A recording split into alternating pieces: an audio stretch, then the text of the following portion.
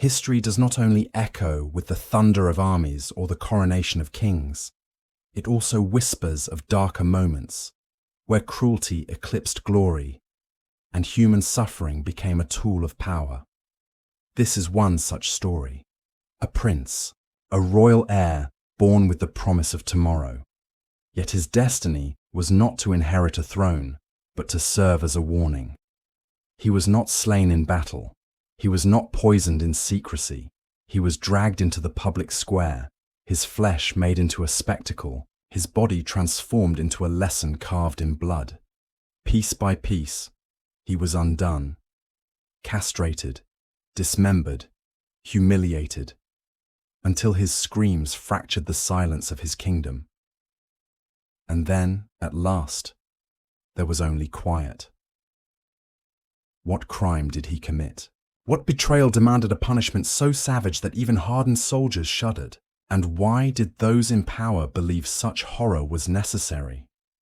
This is the tale of a prince whose execution did not simply end his life. It scarred an entire realm. The story begins far from the scaffold. It begins in the glitter of royal chambers, where silken curtains swayed in perfumed air, and where a child was cradled not as a son, but as a symbol. He was born to inheritance, a prince, a boy who, from the moment he first opened his eyes, carried the weight of dynasties. Courtiers bowed before his cradle. Priests whispered blessings over his tiny head. To the people, he was hope embodied, proof that the bloodline would endure. Yet beneath the gilded surface, shadows stirred, for every prince is both promise and threat. Promise to his people, threat to his rivals. The palace that raised him was not a sanctuary, but a battlefield fought with whispers instead of swords. Every tutor, every noble visitor, every servant who bowed low, each carried their own loyalties, their own ambitions. As he grew, he learned the art of ceremony, the burden of expectation, and the silent tension of being watched at all times. His smile could reassure a court, but a single misstep could ignite conspiracy. From the beginning, his life was not his own. It belonged to the crown, and the crown, as history would prove, is both blessing and curse. Every execution begins not with the swing of a blade, but with a whisper. Whispers became murmurs. Murmurs swelled into accusations. And soon, a prince stood branded not as heir, but as traitor. The crime? That remains the riddle of history. Some claimed treason, plots whispered in the shadows of the court, letters exchanged in secret, alliances, with enemies sworn in hushed oaths. Others insisted the charge was conspiracy, a scheme not of his making, but crafted by those who longed to erase his claim and tighten their own grip on power. Yet beneath the official decrees, beneath the ink of the verdict, one truth rang louder than all the accusations. His bloodline made him dangerous, for princes are not judged as men. They are judged as threats. In the game of dynasties, guilt is often a matter of convenience. If a rival needed silencing, then guilt could always be manufactured.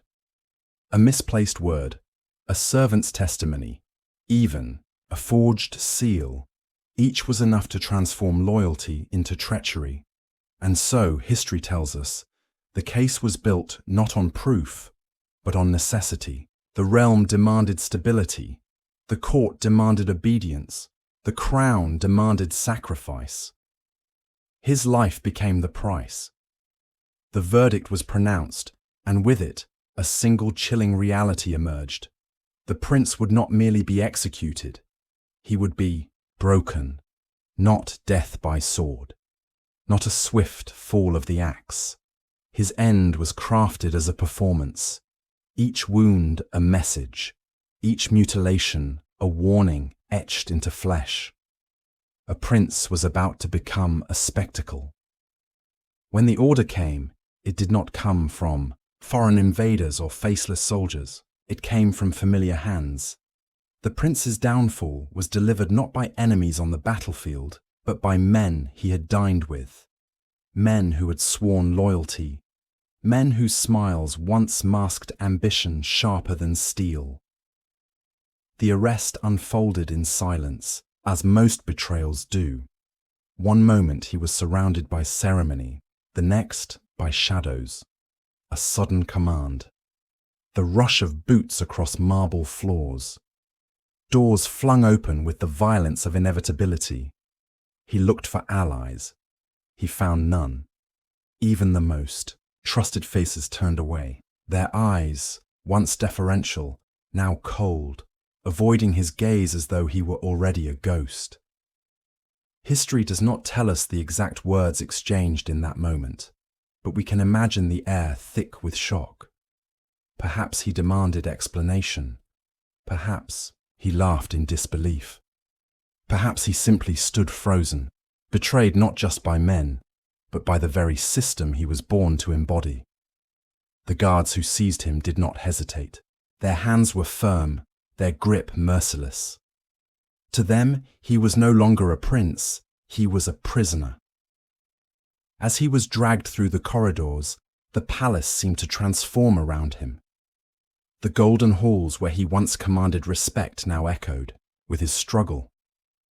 Every step away from his chambers was a step into history's darkness. But the cruelest blow was not the chains on his wrists, nor the jeers of those who had plotted his ruin. It was the realization that his cage was built. From loyalty itself, friends had become jailers, advisors had become accusers, family had become executioners. And as the doors slammed shut behind him, the truth crystallized like ice. The prince had not lost to his enemies. He had been delivered to death by those he trusted most. A sword could have ended it quickly, a single stroke. And the prince would have passed from life to legend, but swiftness was mercy, and mercy was denied. The court demanded something else, something that would echo longer than his life, something that would crush not just his body, but the very idea of defiance. His execution was not designed as justice, it was crafted as theatre. The verdict was announced, he would be made a warning. First, his manhood would be severed, castration, stripping him of lineage, legacy, and the power to continue his bloodline. Then his body would be dismembered, each limb claimed by the executioner's blade as if power itself were cutting him apart. Finally, when flesh had been reduced to fragments and dignity extinguished, death would come, not as release, but as the last note of a symphony of torment. This was not punishment alone, it was erasure. To the ruling powers, his body became parchment, and cruelty the ink. They would write their authority on his flesh, carving into him a declaration that treason, real or imagined, would end not with death, but with obliteration. And it would not be hidden. His agony would not be contained behind stone walls. No, the prince was condemned to suffer before a crowd, his screams transformed into a public proclamation of power. The sentence promised more than the loss of breath. It promised the loss of self. And as word of the judgment spread through the kingdom, fear spread with it, because in every noble's mind, one truth lingered. If this could be done to a prince of royal blood, then none were safe. Dawn broke heavy with anticipation. Crowds gathered, drawn by equal parts fear and fascination. The scaffold rose like a grim stage, its timbers dark against the pale morning sky. On it, the instruments of suffering were laid bare, knives honed to a cruel edge, iron hooks glinting in the sun, ropes coiled like serpents waiting to strike. The prince was dragged forward, chains clattering against stone, his garments torn and dirtied by confinement.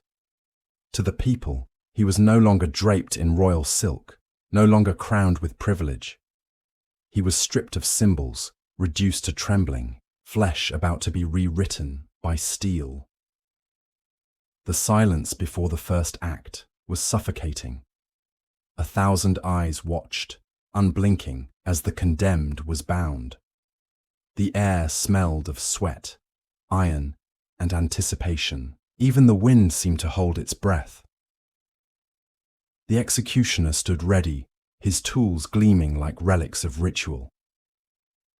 For this was not simply killing. It was a performance of domination, where every cut was a sentence, every scream a verse in the anthem of fear. Then, the first blow fell. It was not fatal, deliberately so. The scream that tore from the prince's throat shattered the silence like glass. Some in the crowd turned away, unable to watch, while others leaned forward, compelled by the raw spectacle of suffering. Mothers shielded their children's eyes, but no one left, because this was history unfolding, written in agony. Each cut, each mutilation, stripped not only flesh, but dignity. With every act, the prince was transformed from a figure of power into an emblem of warning. His body convulsed, his voice broke, but the punishment continued, deliberate and unrelenting, and yet within the horror, a strange defiance lingered. For every scream that rose, there was also the echo of his bloodline, the reminder that cruelty itself betrayed fear. If rulers needed such theatre to prove their strength, then perhaps their thrones were weaker than they seemed. Still, as the torment unfolded, one truth remained undeniable. The prince was being unmade piece by piece, before the eyes of his people and before the silence of heaven. What followed was not death, it was disassembly. Piece by piece, the prince was reduced, his body transformed into a battlefield where power proved its dominion. Each act of cruelty was deliberate, staged like chapters in a ritual designed to erase him. First came the unmaking of his manhood. Before the gasping crowd, the executioner severed what bound him to lineage. In one brutal motion, the bloodline of royalty, the very seed of inheritance, was torn away. It was more than mutilation. It was symbolism, sharpened to a blade's edge. The message was unmistakable. His name would end here. No sons, no heirs, no echo of his line in the centuries to come. The scream that followed was not merely pain. It was the sound of erasure, the sound of history being cut short. Then came the slow dismantling of flesh. His limbs, the very tools of movement, of freedom, were taken one by one. First an arm, then the other. Blood slicked the scaffold. The smell of iron thickened in the air. The once golden prince was reduced to fragments of himself, his humanity stripped before a nation's gaze. The crowd shifted uneasily. Some cried out in pity, others forced themselves to watch, as if fear demanded their eyes remain open. And above them all, the executioner worked with mechanical precision. Each severed limb, a punctuation mark in a sentence written by tyranny. The body was now a canvas of ruin. The prince, once a symbol of hope, had been transformed into a symbol of warning. He was no longer flesh and bone, but a story carved into memory, that even blood of royal descent could be torn apart if it defied the crown. This was cruelty not for the sake of death, but for the sake of permanence, a theatre where agony itself became law. And yet, as his strength drained with the blood pooling beneath him, the crowd could not look away. For in the stages of his destruction, they witnessed the naked truth of power, that it survives not by justice, but by fear. Finally, after hours of torment, death came, slow, deliberate, almost reluctant. The mutilated figure that had once been a prince hung between worlds, his breath shallow, his body broken beyond recognition. Every nerve had been scoured, every shred of dignity carved away. Yet still, life clung stubbornly to him, as if refusing to release its grip until the ritual was complete. Then came the final stroke. The executioner severed what remained, lifting the head high before the watching masses. Blood streamed down, glistening in the sunlight, a crown of crimson replacing the diadem once worn. For a moment, silence blanketed the square. No cheer, no cry, no triumph. Only the heavy stillness of a people confronted with the extremity of human cruelty. The head was displayed as proof that justice, so called, had been done, but the image seared into memory was not victory.